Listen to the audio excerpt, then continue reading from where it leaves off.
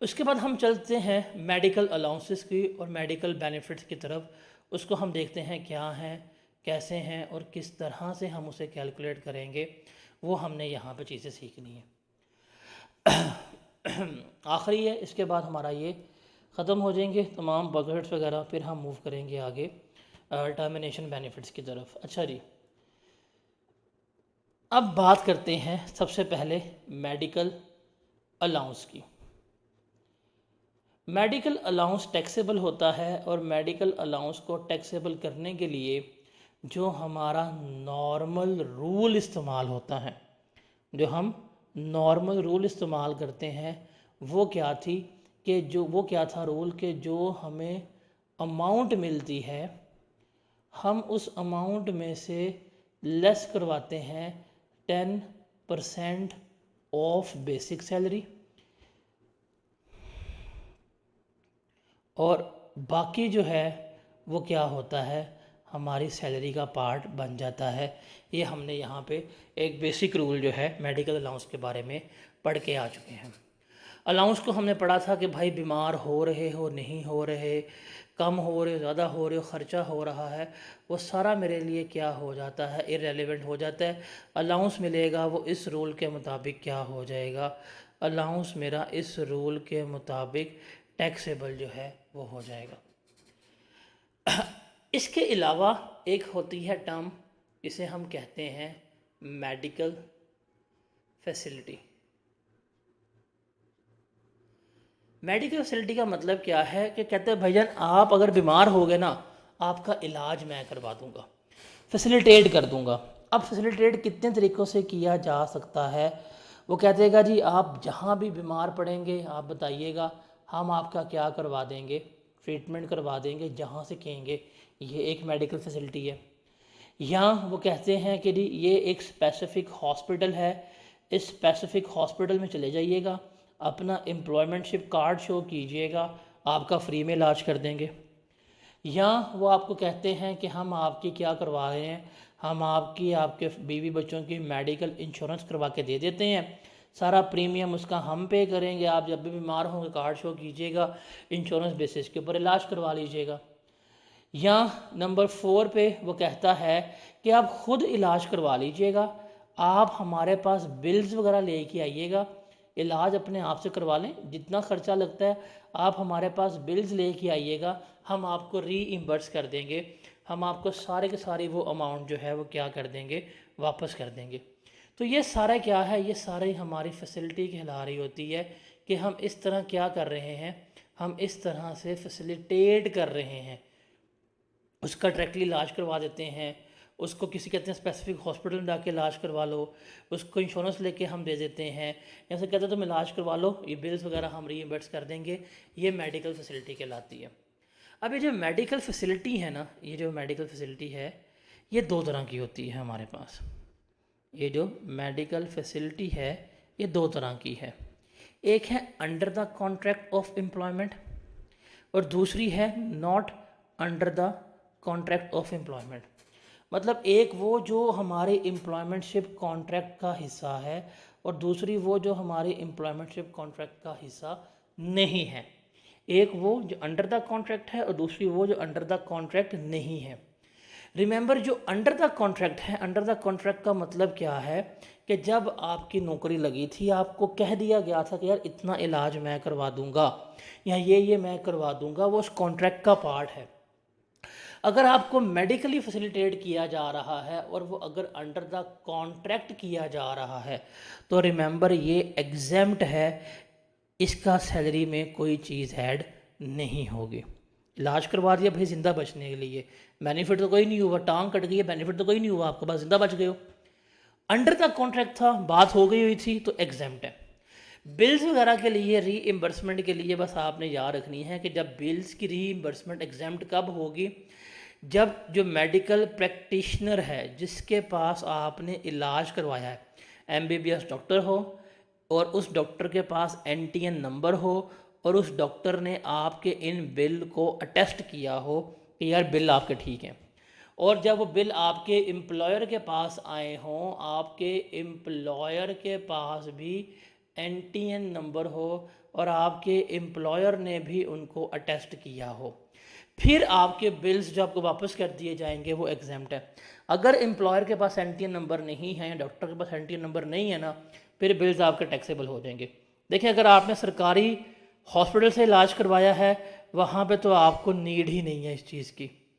लेकिन अगर आपने किसी प्राइवेट क्लिनिक से, किसी प्राइवेट हॉस्पिटल से इलाज करवाया है, वहाँ पे नीड होती है टेस्टेशन वगैरह की। बट अंडर द कॉन्ट्रैक्ट है तो क्या होगा, एग्जाम्प्ट होगा। और अगर नॉट अंडर द कॉन्ट्रैक्ट है, मतलब कोई डील शील नहीं हुई थी जब आपकी एम्प्लॉयमेंट एग्रीमेंट हो रहा था, कोई बातचीत नहीं हुई थी, आप फैक्ट्री में काम कर रहे, आप गिर गए, बेहोश हो गए, एम्प्लॉयर ने उठाया, हॉस्पिटल ले गया, जाके आपकी टांग कटवा दी और जिंदा बच गए, अंडर द कॉन्ट्रैक्ट नहीं था। वैसे उसने रहम दिली के तौर पे क्या करवा लिया, आपका इलाज करवा दिया। ये जो नॉट अंडर द कॉन्ट्रैक्ट होगा, ये क्या होगा, आपका टोटली टैक्सेबल होगा। वो जितनी अमाउंट होगी वो किस में हो जाएगी, आपकी सैलरी में ऐड जो है वो हो रही होगी। वो किस में होगी, सैलरी में ऐड जो है वो हो रही होगी। फॉर एग्ज़ाम्पल, एक एम्प्लॉय है, बीमार हो गया, उसकी बीमारी के इलाज के ऊपर खर्चा आया 9 लाख रुपया। एम्प्लॉयर के पास जब आप जॉब के लिए गए थे, उसने सिर्फ कहा था कि मैं आपको 5 लाख तक का इलाज करवा दूंगा। देखिए खर्चा कितना आ गया, 9 लाख रुपए का। अब अगला बंदा बीमार पड़ा हुआ है, उसका बाईपास हो रहा है और पीछे फोन पाइन 9 लाख का बिल हो गया। वो ये नहीं कहेगा यार ये तो 5 लाख का जो 4 लाख एक्स्ट्रा हो गया, चलो जिसका दिल आधा काट दो, ऐसा नहीं कहेगा, या इसका वाल निकाल दो, ऐसा नहीं कहेगा। देखा ठीक है इलाज करा दो। अब इस इलाज में अंडर द कॉन्ट्रैक्ट कितना था, 5 लाख था। नॉट अंडर द कॉन्ट्रैक्ट कितने की बात नहीं हुई थी, 4 लाख की। तो 4 लाख था नॉट अंडर द कॉन्ट्रैक्ट और 5 लाख है अंडर द कॉन्ट्रैक्ट। तो ये 5 लाख एग्जाम्प्ट हो जाएगा, ये ओवर एंड अबव जो है ये क्या हो जाएगा, इसकी सैलरी में ऐड हो रहा होगा। Is that clear? अब इसमें आखिरी चीज़ आपने याद रखनी है कि मेडिकल अलाउंस फैसिलिटी, ये अगर दोनों दी जा रही हैं, आपको अलाउंस भी दिया जा रहा है और आपको मेडिकल फैसिलिटी भी दी जा रही है, अब क्या होगा। सिचुएशन नंबर ए है कि मेडिकल फैसिलिटी जो है that is under the contract. ये क्या है, अंडर द कॉन्ट्रैक्ट है। अब रिमेंबर, मेडिकल फैसिलिटी एग्जाम्प्ट है, ठीक है, टोटली एग्जाम्प्ट। और मेडिकल अलाउंस जो है वो क्या हो जाएगा, totally taxable. Now what is the meaning of totally taxable? देखो, मेडिकल अलाउंस का नॉर्मल रूल था, जो अमाउंट मिलेगी उसमें से 10% ऑफ सैलरी लेस करवाएंगे फिर ऐड करेंगे। इस केस में ऐसा नहीं होगा। इस केस में जितनी अमाउंट मिलेगी मेडिकल अलाउंस की, ये सारी रकम क्या हो जाएगी, आपकी सैलरी में ऐड हो जाएगी। तो ये होगा हमारा टोटली टैक्सेबल। और सिचुएशन नंबर बी है हमारे पास कि अगर आपको मेडिकल अलाउंस भी मिला, मेडिकल फैसिलिटी भी मिली है, और ये मेडिकल फैसिलिटी जो है that is not under the contract, वो कॉन्ट्रैक्ट में नहीं थी, उसने इलाज करा दिया। अब क्या होगा, अब जो मेरे पास मेडिकल फैसिलिटी होगी ये हो जाएगी टोटली टैक्सेबल। और मेडिकल अलाउंस जो है इसका हम लेके चलेंगे नॉर्मल रूल।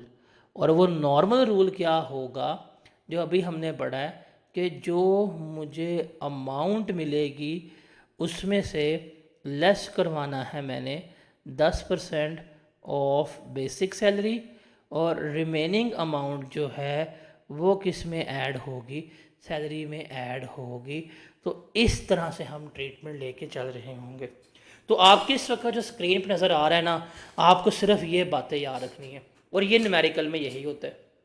आप न्यूमेरिकल पढ़ रहे हैं, न्यूमेरिकल के स्टार्ट में उसने आपको मेडिकल अलाउंस का वर्ड जो है वो गिवन कर दिया कि ये मेडिकल अलाउंस है।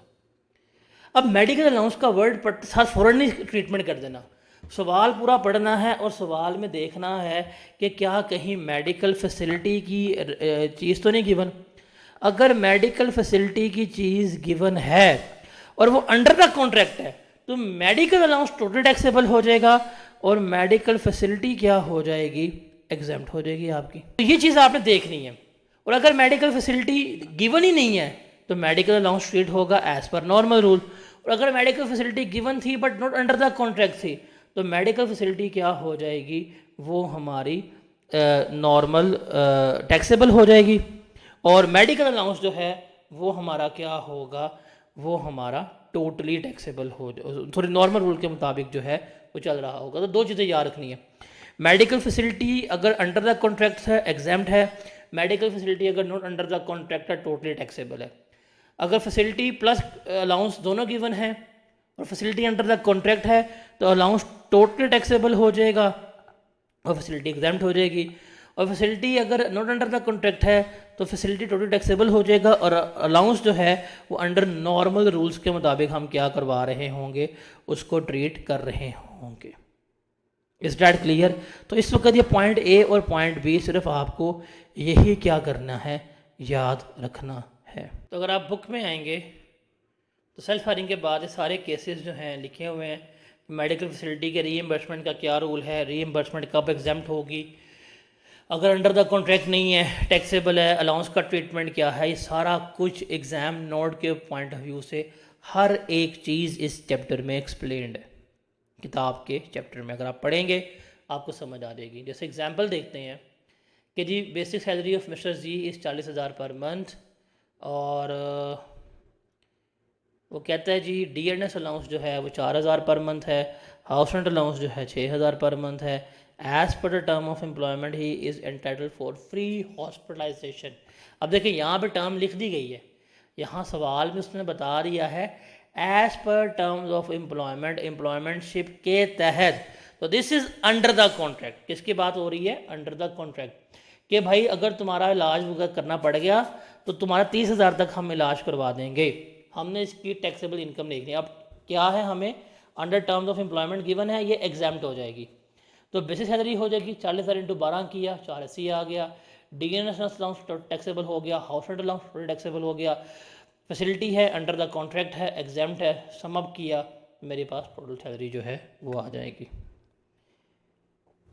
अगला देखते हैं जी, basic salary mister A B 40,000 per month, DNS allowance जो है 4,000 पर मंथ है, एज हाउस रेंट अलाउंस जो है 6,000 पर मंथ है।